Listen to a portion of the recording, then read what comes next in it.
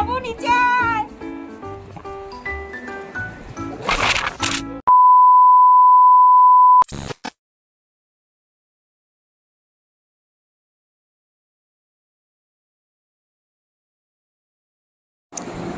তো হ্যালো বন্ধুরা, নতুন একটা ব্লগ ভিডিওতে আপনাদের সবাইকে স্বাগত জানাই। তো আমরা সকাল সকাল রওনা দিয়ে দিলাম টুমলিং থেকে। তো এই যে জায়গাটা দেখছেন, এখানে একটা মিলিটারি বেস ক্যাম্প আছে। এখান থেকে একটা চেকিং হয়, আধার কার্ড চেকিং হয় এবং আপনাদের ফোন নাম্বারটা এখানে এন্ট্রি করতে হবে। করে এইবার আমরা রওনা দিলাম আমাদের গন্তব্য সান্দাকফুর উদ্দেশ্যে। এই যে রাস্তাটা দেখছেন, রাস্তাটা সম্পূর্ণই তৈরি হচ্ছে, এখনও পুরো জায়গা তৈরি হয়ে পারেনি। কিছু কিছু জায়গা খুবই ভালো আর কিছু কিছু জায়গা খুবই খারাপ। আর এই যে দুই পাশে যে জঙ্গল, যে রাস্তাটা দেখছেন, এই রাস্তাটা জায়গা খুবই ভালো, রাস্তা তৈরি হচ্ছে। আর কিছু জায়গা এত খারাপ বলার বাইরে, যে ভিডিও যে আমি করছি হাত সমানে কেঁপেছে এবং কপাল ভালো ছিল যে হাতের থেকে ফোনটা পড়ে যায়নি। তো এই যে জায়গাটা দেখছেন, এই জায়গাটাকে কালীপক্ষী বলে। আমরা যখন এখানে এসে উপস্থিত হই তখন দেখছি যে চারিদিকে এত মেঘ, কিছুই দেখতে পাচ্ছিলাম না। কিন্তু আশ্চর্যজনকভাবে হঠাৎ মেঘ সরে গেল, আবার ক্লিয়ার হয়ে গেল।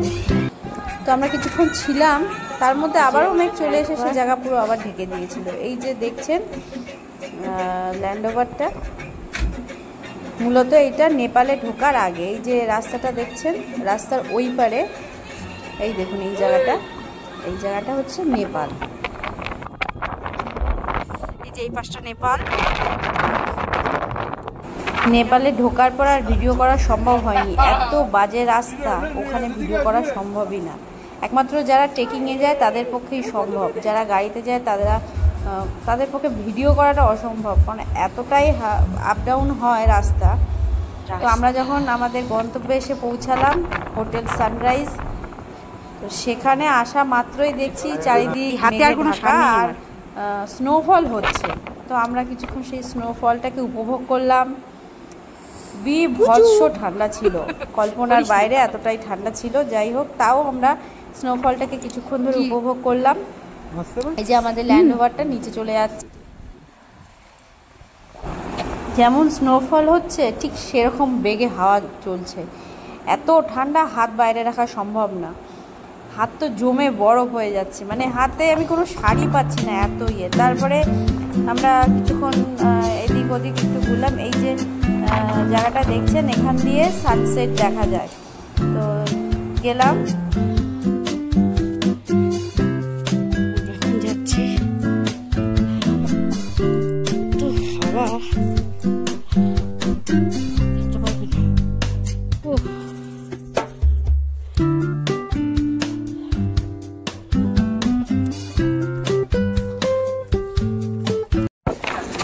এত মেঘের মধ্যেও কিছুক্ষণের মধ্যে আবার দেখলাম আকাশ পরিষ্কার হয়ে গেল আর সানসেট দেখা যাচ্ছে।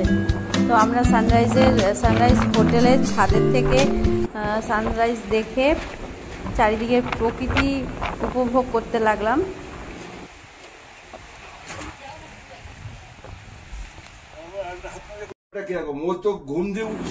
তারপরে আমরা হোটেল রুমে ফিরে আসি এবং একটু আড্ডা হয়। এতটাই ঠান্ডা ছিল যে একবার কম্বলের মধ্যে ঢুকলে আর বেরোবার ইচ্ছা থাকে না। যাই হোক, এইভাবেই আড্ডা দিয়ে কিছুক্ষণ পর সন্ধ্যা হয়ে গেল এবং আমরা নিচে আসলাম। এই যে দেখছেন সানরাইজ হোটেলের ভেতরে এনারাও এসেছিলেন ঘুরতে। তো এই নাচ গান হচ্ছে, আমাদের সবাই মিলেও কিছুক্ষণ এনজয় করলো ওখানে। সময়টা খুব সুন্দর কেটেছিল। আর সানরাইজ হোটেল ওনারদের ব্যবহার যথেষ্ট ভালো, ওখানে প্রত্যেকটা স্টাফই খুবই ভালো ওনাদের ব্যবহার। আপনাদের বলবো একবার অবশ্যই ঘুরে আসবেন। আর হোটেল সানরাইজের কন্ট্যাক্ট নাম্বার আমি আমার ইনবক্সে দিয়ে রাখবো, আপনারা চাইলে কন্ট্যাক্ট করে নিতে পারেন।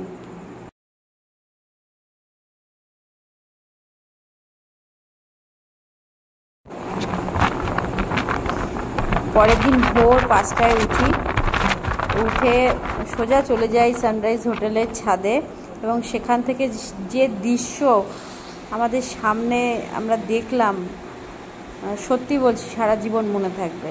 এত সুন্দর ছাদের উপরে যে পরিমাণ হাওয়া চলছে, তাতে যে ভিডিও করব হাওয়াতে হাত কেঁপে যাচ্ছে, কিন্তু তার মধ্যে দিয়ে যে একটুখানি পেরেছি করেছি। অপূর্ব সুন্দর, অপূর্ব, যার কোনো ভাষা। এই অসাধারণ উপভোগ করলাম কিছুক্ষণ। আপনারা প্রত্যেকে একবার হলেও একবার ঘুরে আসবেন, ভালো লাগবে। সত্যি খুব সুন্দর জায়গা।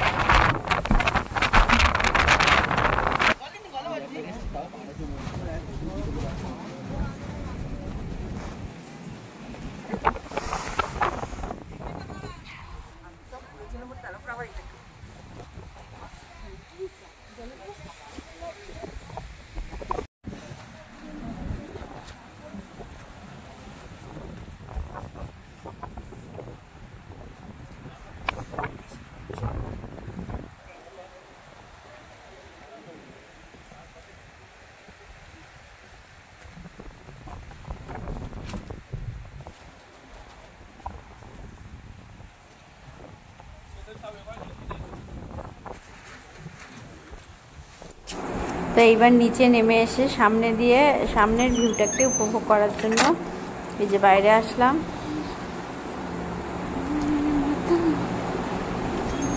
কোনো ভাষা নেই, জাস্ট অসাধারণ, জাস্ট অসাধারণ। একবার গিয়ে দেখুন, ভালো লাগবে।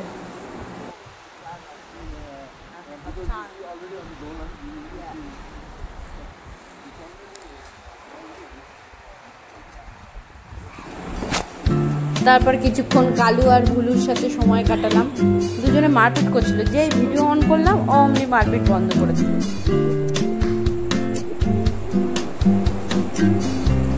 তারপর একটু বাইরে কিছু দূর হাঁটাহাঁটি করলাম।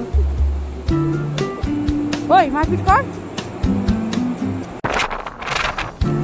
তারপরে একটু আশপাশটা হেঁটে ঘুরে বেড়ালাম সবাই মিলে, দারুণ মজা হয়েছে। অনেক এমন জায়গায় আমরা হেঁটে গেছি, সেসব জায়গায় ভিডিও করা হয়নি, কারণ আমরা এতটাই গল্পে ব্যস্ত ছিলাম, চারিদিকে প্রকৃতি এতটাই উপভোগ করছিলাম যে ভিডিও করার কথাই ভুলে গেছি।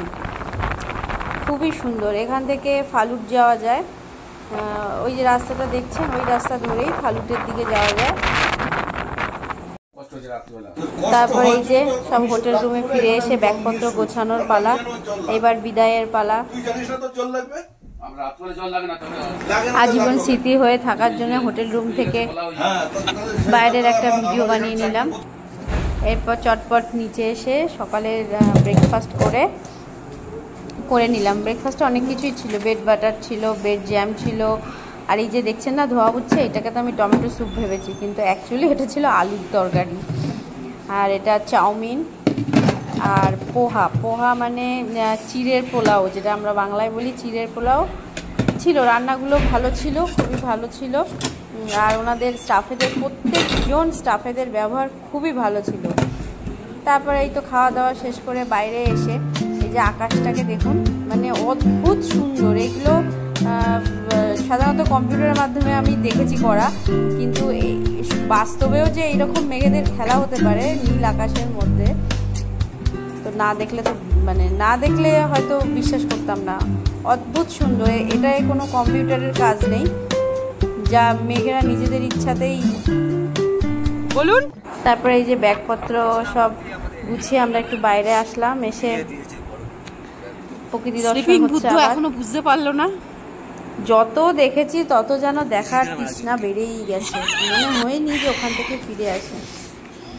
এই যে আমার পেছনে যেটা দেখছেন ওটাই হোটেল সানরাইজ। শেষবারের মতো ভিডিওতে ক্যাপচার করে নিলাম। আর এই যে ভুলু, যতদিন ছিলাম এই ভুলু আমাদের সঙ্গে সঙ্গেই ছিল।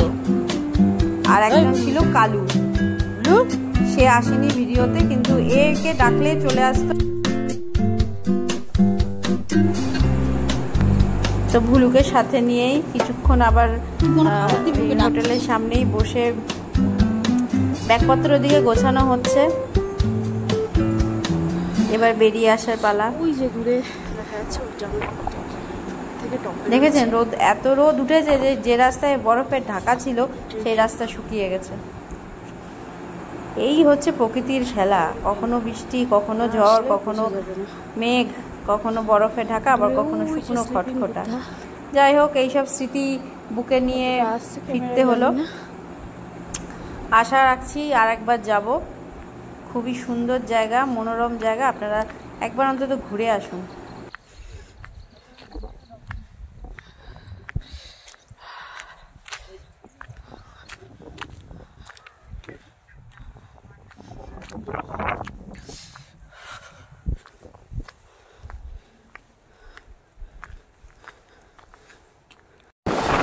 ফেরার সময় দেখুন এত মেঘ, এত ভালোবেসে ফেলেছে মেঘেরা যে আমাদের ছেড়ে আর যাচ্ছে না। তো ভিডিওটা ভালো লাগলে একটা লাইক, কমেন্ট আর শেয়ার করে দেবেন। সবাই ভালো থাকবেন, সুস্থ থাকবেন, ধন্যবাদ।